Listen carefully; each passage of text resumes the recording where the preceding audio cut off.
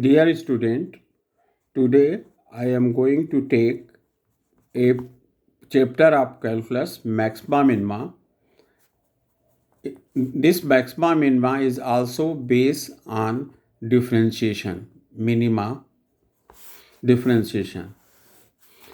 In this, like in function, we determine the what value is profitable for any production function in agriculture, and limit indicate how we calculate the undetermined term.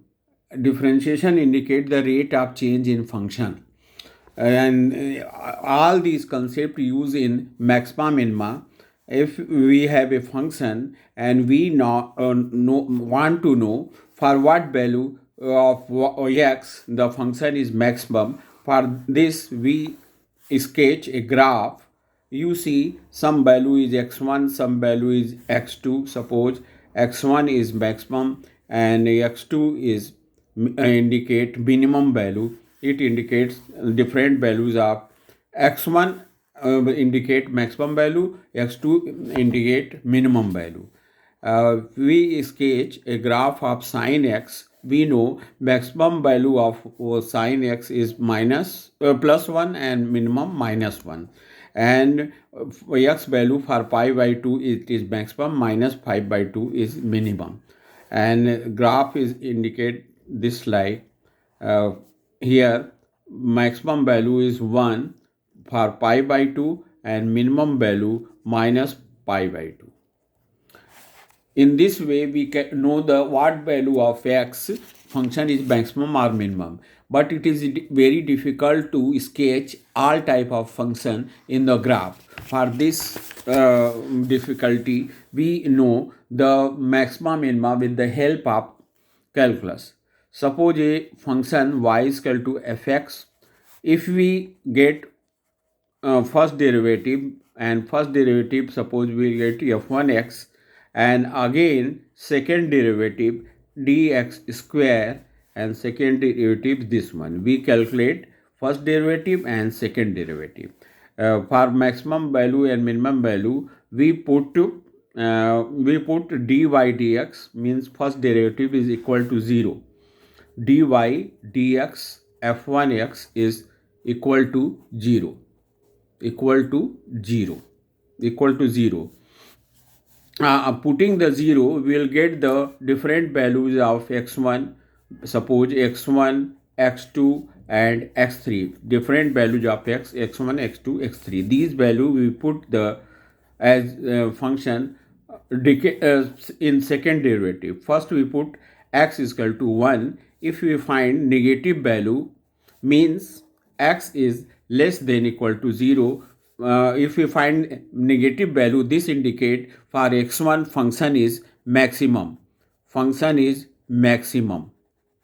And again different value of x, suppose x is equal to x2, and will get positive value, means x greater than 0. It indicate function is minimum at x is equal to x2, minimum at x is equal to x2. Suppose another value is x3, and we put x3, x is equal to x3 and get 0. It indicate function is neither maximum nor minimum for x3. In this way, we can calculate any algebraic, trigonometrical, exponential, any type of problem. But in agriculture, generally use polynomial algebraic problem.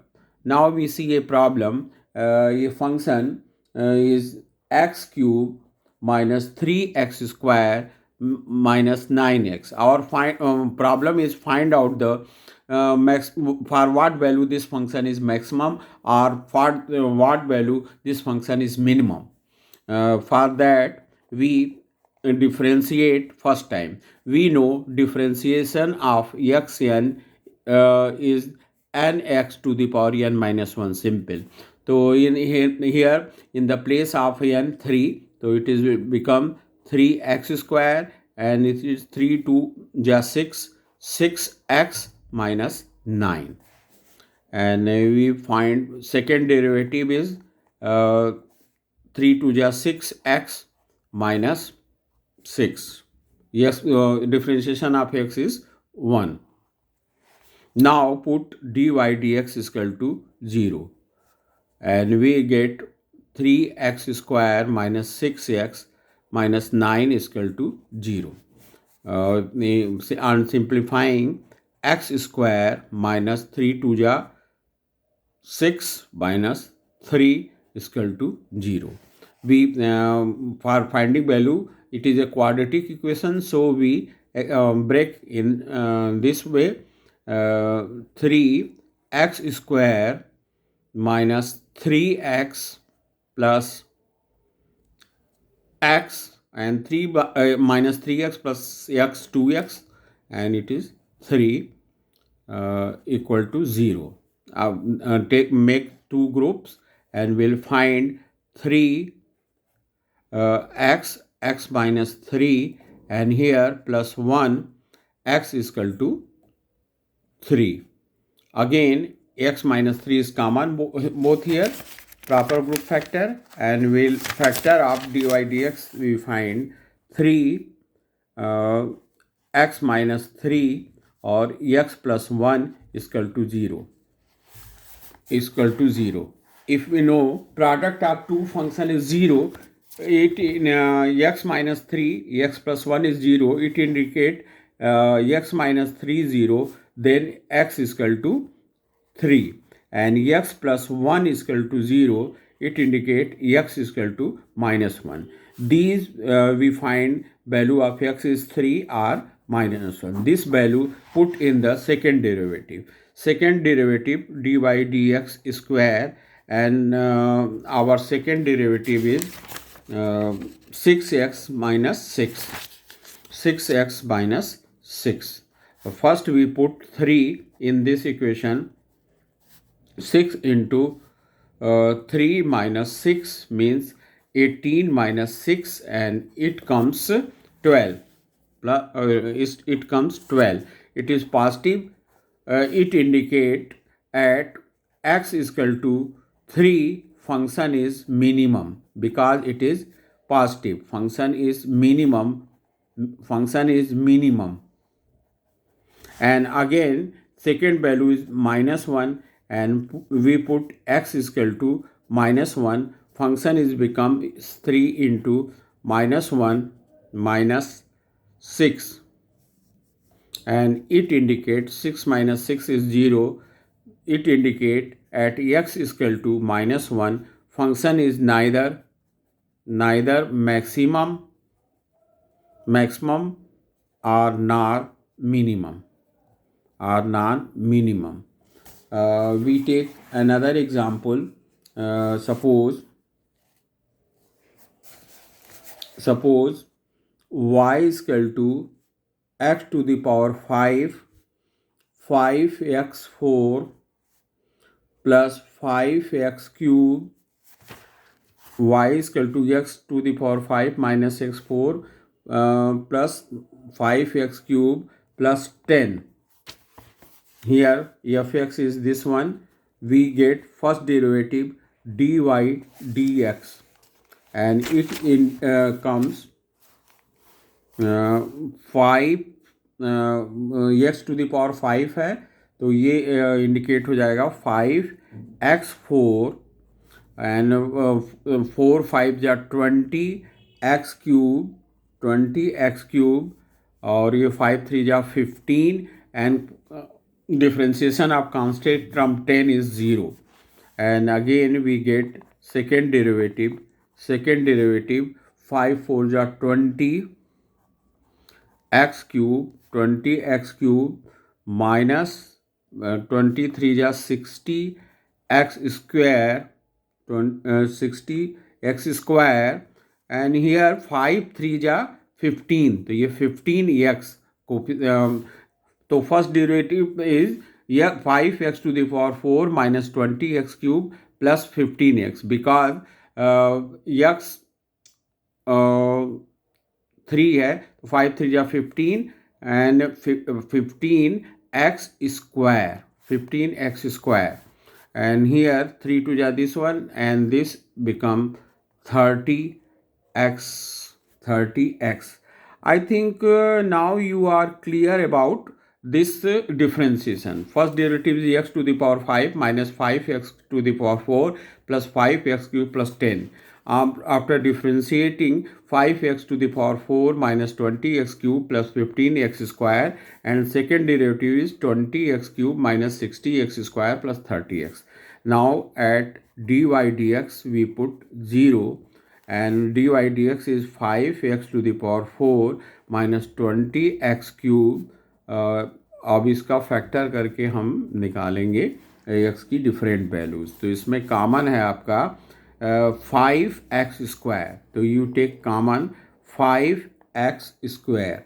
तो यहाँ क्या बचेगा 5x square, तो x square and 5 4 जा 20, तो 4 और x square common दे देंगे तो ये हो जाएगा 4x, और यहाँ बचेगा 5x, तो 5 3 जा 15, तो ये हो जाएगा 3.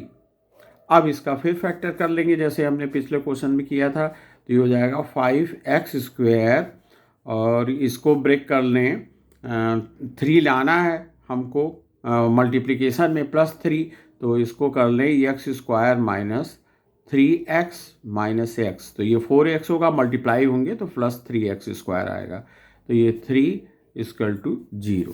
अब इसमें हम x यहाँ से कॉमन ले लेंगे और यहाँ से -1 कॉमन ले लेंगे, तो ये हो जाएगा 5x square, 5x square x minus 3 और -1 लेंगे तो ये x माइनस 3. अब x माइनस 3 फिर कॉमन हो जाएगा, तो ये आपका हो गया 5x स्क्वायर x माइनस 3 और x माइनस 1 और 0. तो इसमें आपकी 3 वैल्यूज़ आ जाएंगी. जैसे ये लेंगे 5x स्क्वायर 0, तो x इक्वल टू 0, और x माइनस 3 0 लेंगे तो x इक्वल टू 3, और x माइनस 1 0 लेंगे तो x इक्वल टू 1. तो x की 3 वैल्यू आ जाएंगी 0, 3 और 1. अब ये x 0, 3, 1 सेकेंड डेरिवेटिव में रखेंगे. सेकेंड डेरिवेटिव हमारा आया था 20x cube minus 60x square plus 30x. तो हमारा सेकेंड डेरिवेटिव आया था dx स्क्वायर. सेकेंड डेरिवेटिव हमारा आया था 20x cube minus 60x square plus 30x. ये हमारा सेकेंड डेरिवेटिव आया था. अब सेकेंड डेरिवेटिव में हम जो है रखेंगे x इक्वल टू पहले तो 0, तो 0 रखेंगे, तो ये सब 0 रखेंगे तो ये 0 ही आ जाएगा. तो इसके लिए तो नाइदर मैक्सिमम और ना मिनिमम, तो इसका कोई यूज़ नहीं है. तो ना मैक्सिमम बता पा रहा है ना मिनिमम. आगे जो इसका आगे का कोर्स है उसमें आप जो है इसको भी एडजस्ट करके लोकल मैक्सिमा मिनिमा निकालते हैं, लेकिन आपके कोर्स में नहीं है. अब हम रखेंगे यहाँ x equal to 3, x equal to 3 रखेंगे तो ये हो जाएगा 20 इंटू 3 का क्यूब माइनस 60 इंटू, जैसे फंक्शन में रखते थे, 3 का स्क्वायर प्लस 30 इंटू 3.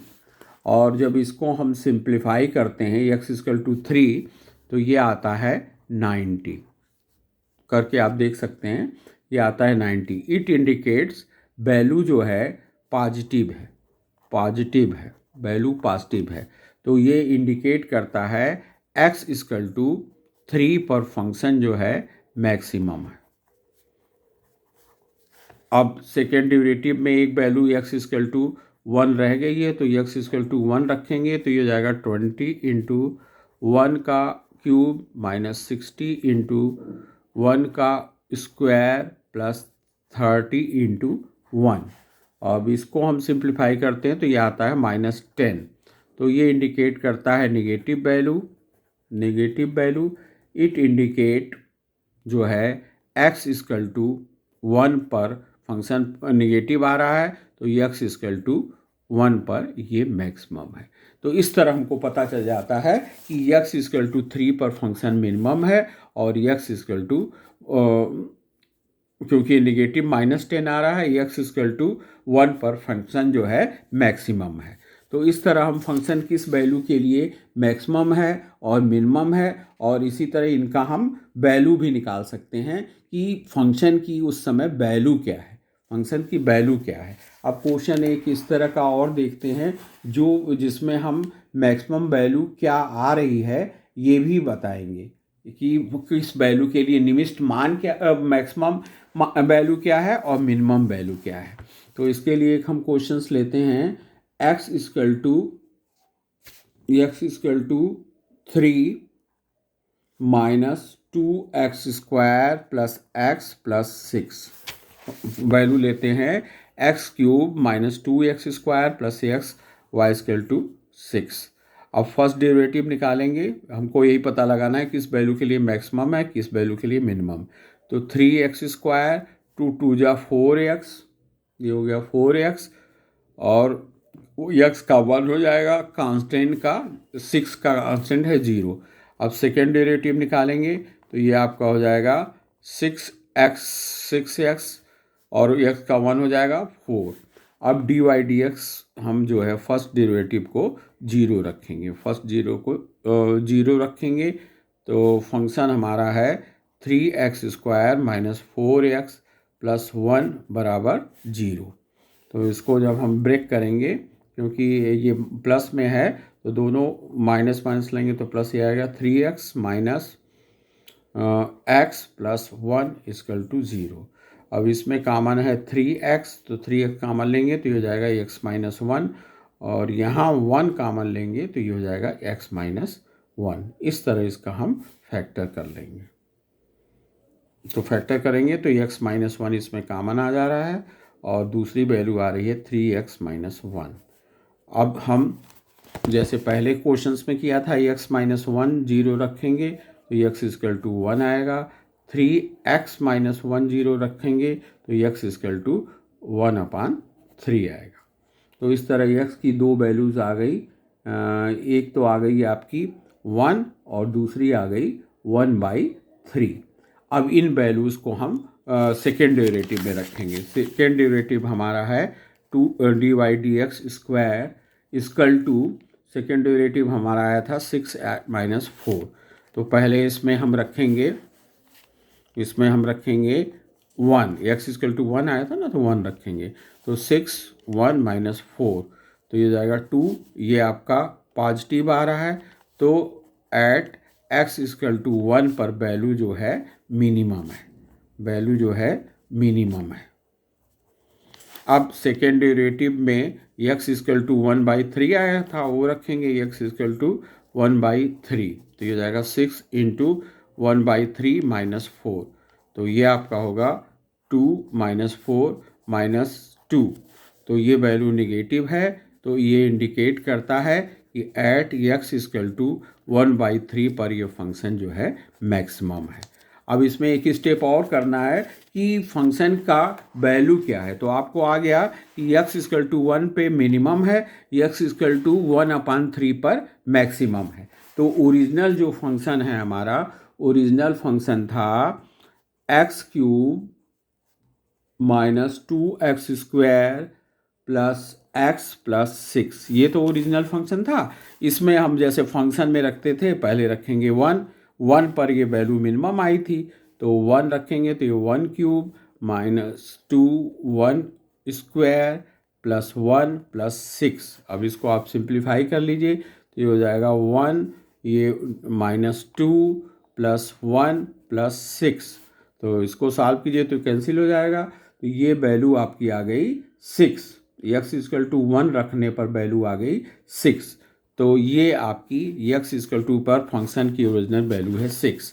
अब इसमें हम रखेंगे 1/3 जो दूसरी वैल्यू है ओरिजिनल फंक्शन में, तो ये आपका है x³ minus 2x² plus x plus 6। अब यहाँ वैल्यू हम जब रखेंगे तो ये जाएगा 1/3 का क्यूब माइनस 2 1 बाई, जैसे फंक्शन में रखते 2x और 1/3 प्लस 6। अब इसको हम सॉल्व करेंगे तो ये आपका हो गया 1/27 और ये 2 और 9 2/9 2/9 1/3 प्लस 6। अब इसको जब सॉल्व करेंगे तो एलसीएम 27 होगा और अलजेब्रा से सॉल्व करते हुए ये आपका आ जाएगा 166। तो ये आपको सिंप्लीफाई कीजिए तो ये जाएगा 4/27। तो आपको दिख रहा है x=1 पे मिनिमम वैल्यू 6 है, लेकिन x=1/3 रखने पर फंक्शन की वैल्यू 6 से ज़्यादा है ना, क्या है 6 एंड 2/27।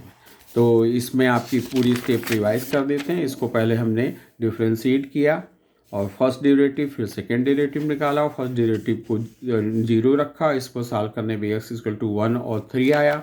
अब इन वैल्यू को सेकेंड डेरिवेटिव में रखा तो x=1 पर ये वैल्यू पॉजिटिव आई, इसलिए ये मिनिमम है। x=1/3 रखने पर value negative I, it indicate 1/3 पे ये मैक्सिमम वैल्यू है।